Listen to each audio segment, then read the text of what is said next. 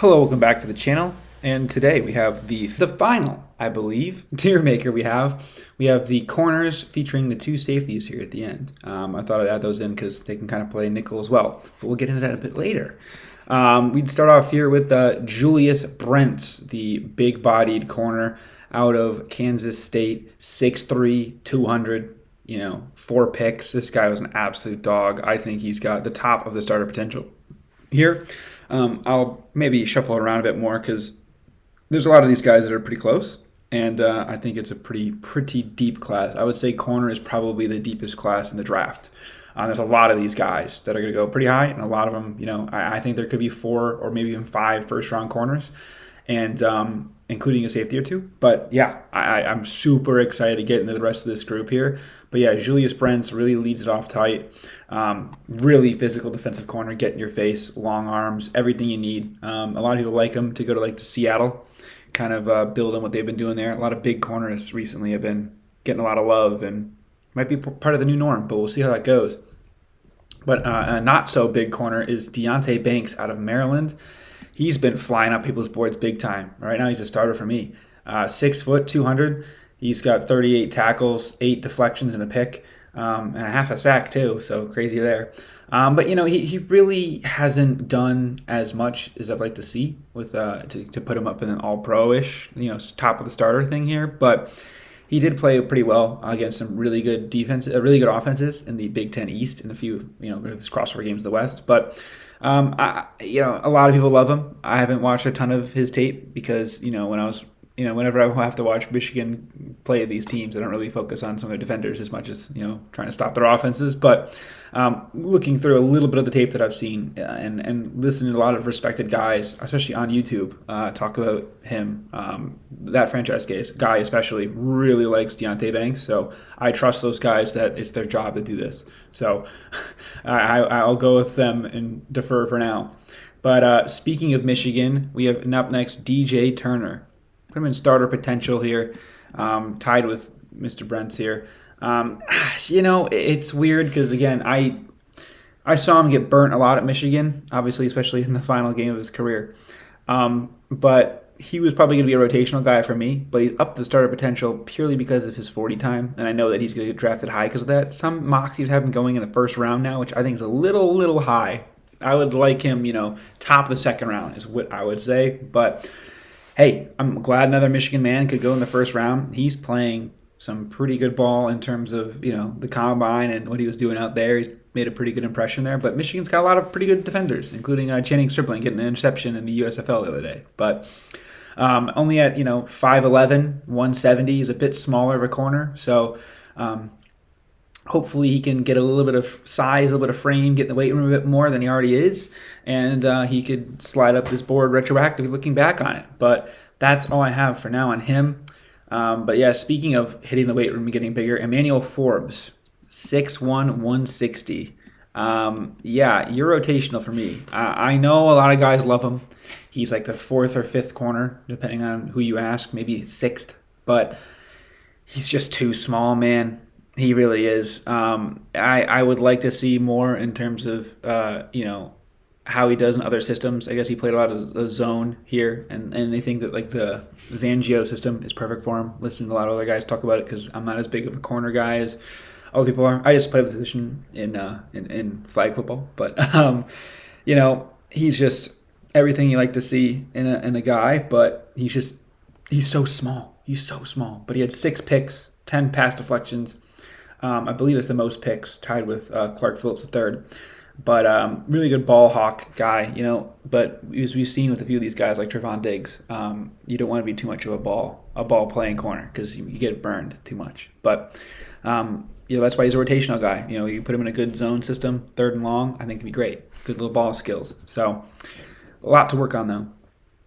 Christian Gonzalez for me is the top corner in the class, and it's not close. It is close, but it's not as close to me as it is for other people. But Christian Gonzalez, absolute weapon on the track field. He ran a 4.3 40 with a 41-inch vertical. He had 50 tackles and 4 picks, 7 deflections. He was really good at Colorado and then went over to Oregon. Yeah, he's a track star in addition to being 6'2", 200 pounds. So he's got size and speed. Absolutely love it. And any team's lucky to have him unless it's unless it's the Lions, which I'll cry. Riley Moss, he'll be a UDFA, probably a rotational guy, but I just wanted to put him up there. I mean, he's a white corner. I mean, that's kind of fun. 6 foot, 200 pounds. He had 1 pick, 2 forced fumbles, 11 pass deflections, 47 tackles. He could maybe converted to like a different position or like a special teams guy big time, but I think he was getting reps and run at corner at the combine and doing pretty well as a white guy. That's pretty funny and pretty good. So I had to throw him in there because they always joke about how there's no white corners in the league, but hey, we could have one here. Up next, Clark Phillips. Pretty much the exact same thing as I was saying about Emmanuel Forbes. I'll put Forbes a little bit higher because he played in a better division. But Utah's Clark Phillips III, 5'9", 184. He had 24 tackles, 6 deflections, a sack, but 6 picks. So really good there. Just everything I said about Emmanuel Forbes, I want you to copy and paste for Clark there. So moving swiftly on here, Kelee Ringo. So he was about here, and he's kind of slowly falling down. People like him as a safety a lot. I have him still as starter potential. The game everyone watched of his was when he was getting torched by Marvin Harrison Jr., but I'll tell you something pretty interesting here. No one was not torched by Marvin Harrison Jr. in playing Ohio State. So he had to play hit man on the best receiver in college football. So why is he getting punished for not playing as well? I think he can learn from that and develop. At 6'2", 207, 2 picks, 7 pass deflections, 42 tackles. Starting in the best defense in the country and one of the best teams we've ever seen in college football. Yeah, you're pretty high on my board. And then one of the other starters I'll put up here is Joey Porter Jr., 6'3", 195. He only had 27 tackles and 11 pass deflections. No one threw at him. I don't think Michigan threw at him once, maybe twice. He only had like 1 or 2 highlights in that game when he was tackling people, but no one passes to him. So it's hard to judge him, but he played really well, and his dad was really good in the league, so good genetics. So I'll have him up there high. Tyreek Stevenson's up next, 6 foot, 200. He's another guy in the starter potential. This is a pretty big category. Just a little spoiler alert moving forward a bit, but I do like his game. He plays a lot of more coveragey type of defense. As hard as it is for me to describe, it makes sense in my brain, and if it does to you too, I appreciate it. 6'1", 200 pounds, 25 tackles, 7 pass deflections, 2 interceptions. He's another guy that's sliding up boards. 1 or 2 of these corners is going to sneak in the first round at the end. There's about 4 corners that are going to go in the top, but these guys all sneak in at the end. Speaking of sneaking into the first round, that would not be the case with this guy, Devin Witherspoon, the other All-Pro I have. He's really good. He hits people hard. 41 tackles, 14 deflections, 3 picks, 5'11", 181. Gets a lot of Jair Alexander comps. He's a hard-hitting corner. He, will not be afraid to get the helmet dirty. He's a total culture guy. Really can help build your team around it. Watch out for him. He's going to be playing some football for a very long time. Not as high as a ceiling as Gonzalez to me, but he's a pretty much a plug-and-play guy right away, right out of college in Brett Bielema's system. Cam Smith. I am really high on Cam Smith. Maybe it's because I watched him absolutely ragdoll Jalen Hyatt in that game he played. He's 6'1", 180. He's a get-in-your-face guy, too. He only had 27 tackles, 5 deflections, and an interception, but he had everything I liked in the corner. He was talking smack. He was running the defense. He was telling people where to go. He had a 4.4 40, quick guy. I'm a big fan of South Carolina's Cam Smith. Real big fan. And then quickly moving over to the 2 safeties that are really the only ones you want to worry about here. Antonio Johnston on the right and Brian Branch on the left. I am a huge Brian Branch fan. Actually, a little bit more than Mr. Witherspoon.